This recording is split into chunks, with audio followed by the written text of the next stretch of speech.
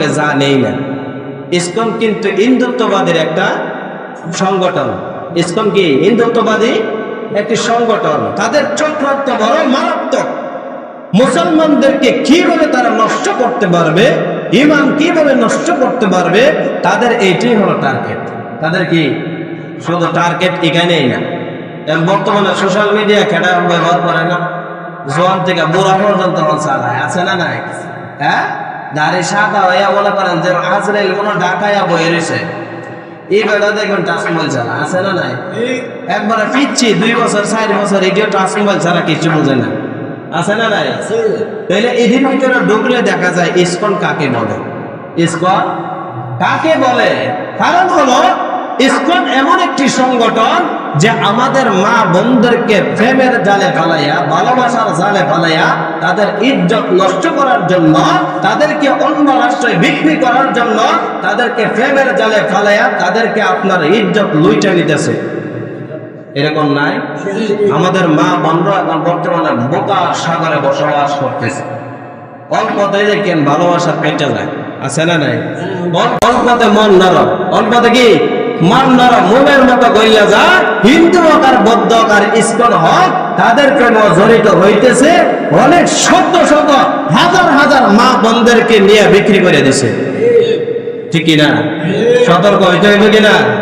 ফেসবুকের যুগে যেহেতু ইন্টারনেট আছে, কোন জায়গার ছেলে কোন জায়গার মেয়ে সম্পর্ক করে বসে থাকে, আছে না নাই?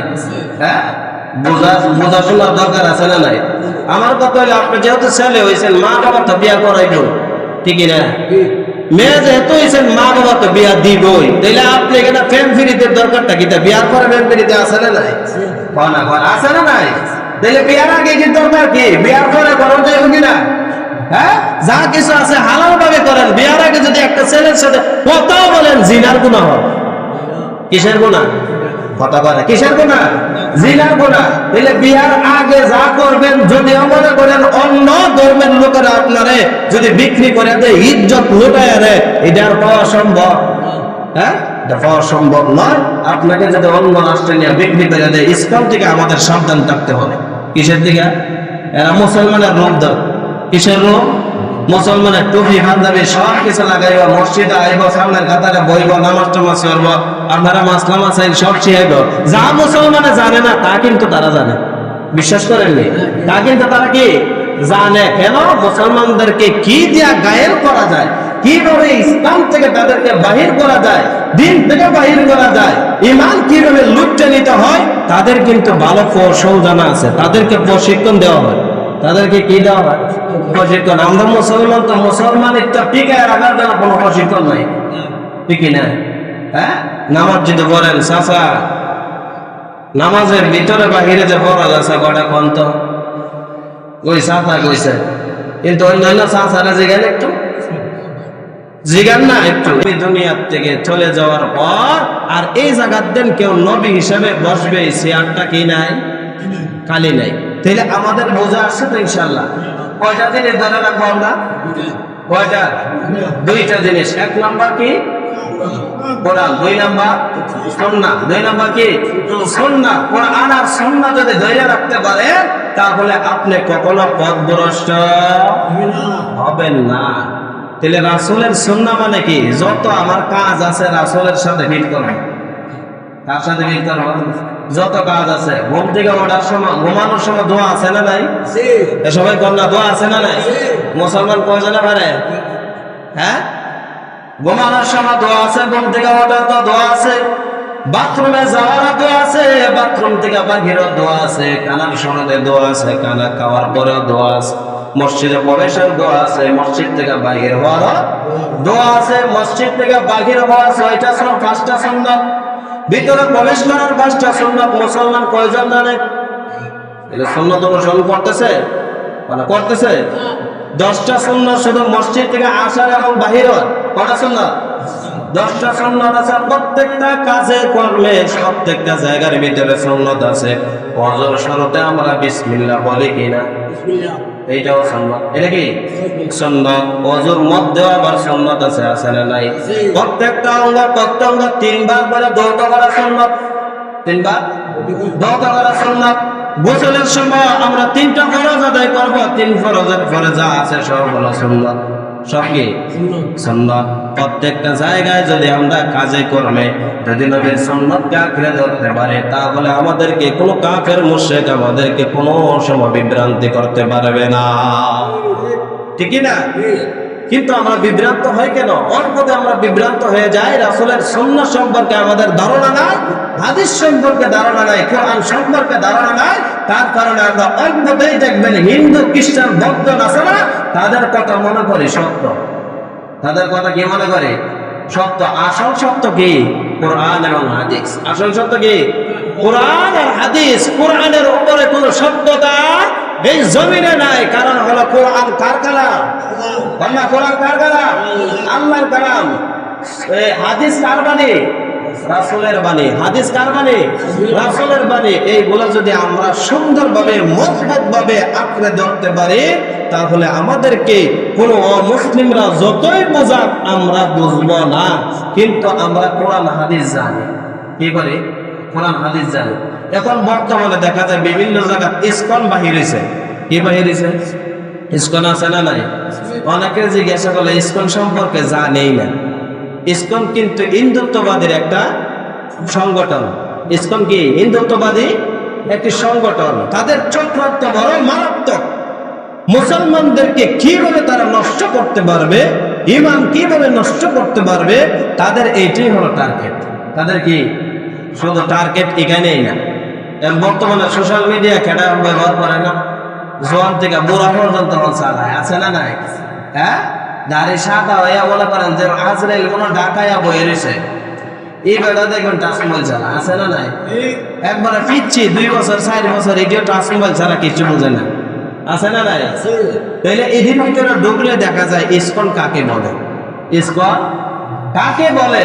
কারণ হলো ইসকন এমন একটি সংগঠন যে আমাদের মা বোনদেরকে প্রেমের জালে ফালাইয়া, ভালোবাসার জালে ফালাইয়া, তাদের ইজ্জত নষ্ট করার জন্য, তাদেরকে অন্য রাষ্ট্রে বিক্রি করার জন্য, তাদেরকে প্রেমের জালে ফালাইয়া তাদেরকে আপনার ইজ্জত লুইটা নিতেছে।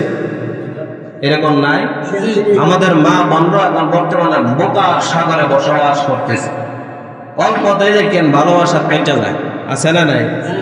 অল্পতে মন নরম, অল্পতে কি মন নরম, মোমের মতো গইলা যায়। হিন্দু হোক আর বৌদ্ধ হোক আর ইসকন হোক, তাদের প্রেমে জড়িত হইতেছে। অনেক শত শত হাজার হাজার মা বোনদেরকে নিয়ে বিক্রি করে দিছে, ঠিক কিনা? সতর্ক হইতে হইবে কিনা? ফেসবুকের যুগে যেহেতু ইন্টারনেট আছে, কোন জায়গার ছেলে কোন জায়গার মেয়ে সম্পর্ক করে বসে থাকে, আছে না নাই? হ্যাঁ, বোঝা শোনার দরকার আছে না নাই?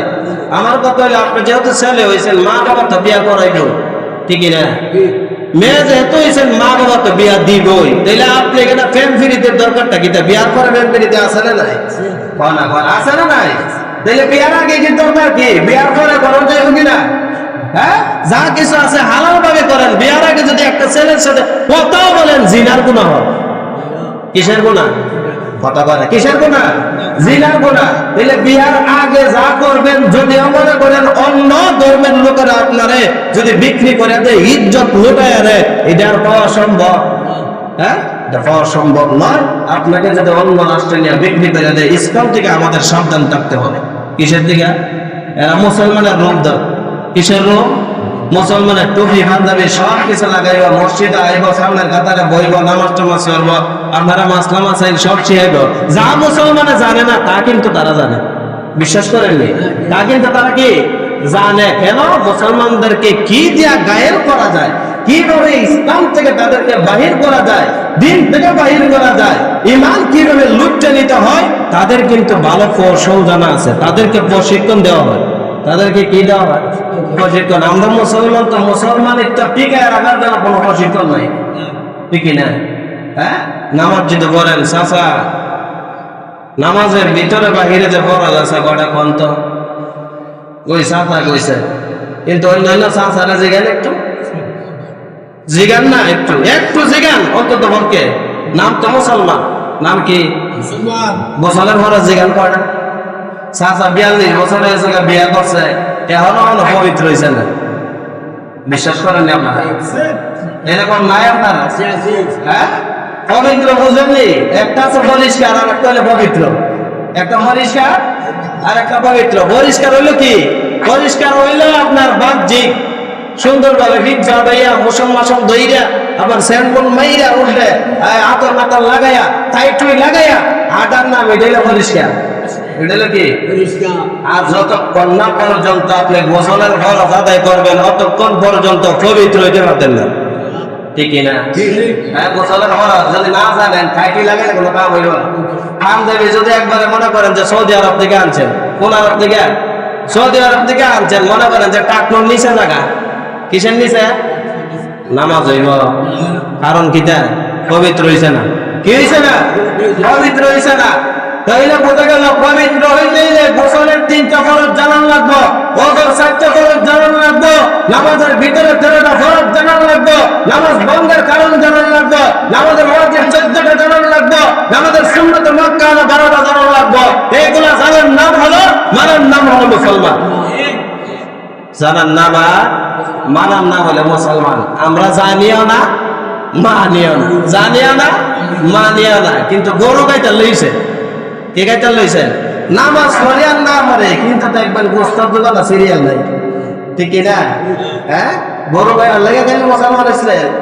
কনা কনা কথা কনা, গরু গাইবার লেগে, কাছে গাওয়ার লেগে, এগুলা খাওয়ার লেগে মুসলমান হচ্ছিল না, জানার লেগে মানার লেগে মুসলমান হয়েছিলেন, যাতে জাহান্নাম থেকে বাঁচতে পারে, জান্নাতে প্রবেশ করতে পারে। এই কারণে আমরা মুসলমান হয়েছিলাম, কিন্তু আমরা মুসলমানিত্ব আমরা নিজেরাই ধরে রাখতে পারিনি। ঠিক না? যে কথাটা বলছিলাম, পবিত্র হইতে হইলে 3টা ফরজ জানতে হবে। কয়টা? 1 নাম্বার গরগরের সাথে কুলি করা। কিসের সাথে? সবাই কর। কিসের ফরজ দিদি? গোসলের। কিসের ফরজ? এটা শিক্ষা রাখেন। 1 নাম্বার গরগরের সাথে কুলি করা। 2 নাম্বার নাকের নরম জায়গায় ভালোভাবে পানি পৌঁছানো। ভালোভাবে কি? পানি পৌঁছানো। 3 নাম্বার সমস্ত শরীর ভালোভাবে উত্তম ভাবে ধৌত করা। এই 3টা বড় সহজ না কঠিন? যারা না জানে ও মায়া মায়া হাতটা লইতে পারেন, কিন্তু এটা করতে পারতেন না। ঠিক কিনা? পাহাড় লইতে রাজি চাচা, কিন্তু এটি করতে রাজি না। তাইলে আমাদের সহজ যদি করতে হয় ইসলাম বোঝার জন্য, জানার জন্য, তাইলে শিখতে হবে কিনা? মানে শিখতে হবে কিনা? এই যে কাকা অনেকদিন হয়তো অনেক কিছু জানছে, আর যারা কাকা আছে, বাচ্চা কাচ্চা আছে, জিজ্ঞাসা করেন এই কাকার সমানে জানতো না, এই চাচার সমানে জানতো না। কিন্তু অনেকে আছে দেখেন বড় বড় বক্তব্য আলাপ করে, কিন্তু পড়ার বেলা, আমলের বেলা, সূরা ফাতিহার বেলা, ইখলাসের বেলা, কালেমার বেলা, আমানতু বিল্লাহর বেলা, তাশাহুদের বেলা, দয় মাসরের বেলা, দয় কুনুতের বেলা কিচ্ছু নাই। কি নাই? একবারে বস্তা খালি, ব্যাগ খালি, একবারে কলস খালি, কিন্তু এটা দেখবেন গঠন গঠন বেশি করে। এরকম আসলে নাই? তাহলে যদি জানতে হয়, মানতে হয়, আজকের থেকে আপনি জানার চেষ্টা করেন, বোঝার চেষ্টা করেন। আজরাইল কিন্তু আমাদের সামনে যাবে। ঠিক না? আল্লাহ যেন আমাদের সবাইকে বোঝার মতো তৌফিক দান করেন। সকলে বলে আমিন। ওয়া আখিরু দাওয়ানা।